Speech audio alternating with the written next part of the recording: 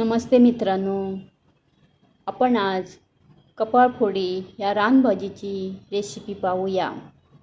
आपल्याला स्क्रीनवर कपाळफोडीची पाने व फळे दिसत आहेत। त्याचे शास्त्रीय नाव आहे कार्डिओस्पर्मम हेलिकाकाबम लिन। स्थानिक नाव आहे कपाळफोडी किंवा कानफुटी किंवा तेजोवंती। याच्या बिया फळे त्रिकोणी किंचित चपटी फुगलेली असतात।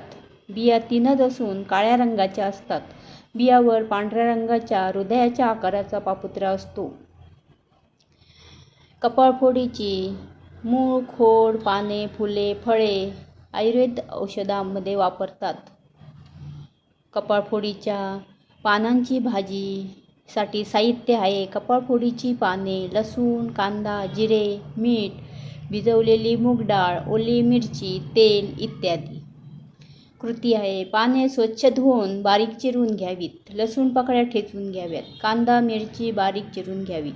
कढईत तेल तापवून त्यामध्ये जिरे फोडणीला द्यावे। त्यानंतर लसूण पाकळ्या घालाव्यात। लसूण पाकळ्या पिवळसर होतात बारीक चिरलेला कांदा फोडणीस द्यावा। कांदा तेलात चांगला परतवून घ्यावा व तदनंतर बारीक चिरलेली भाजी व भिजवलेली मूग डाळ व चवीपुरते मीठ घालून भाजी परतवून घ्यावी व मंद आचेवर शिजवावी। शिजली की खाण्यास वापरावी। धन्यवाद धन्यवाद धन्यवाद। चॅनलला लाईक करा, शेअर करा, सबस्क्राईब करा। धन्यवाद धन्यवाद धन्यवाद।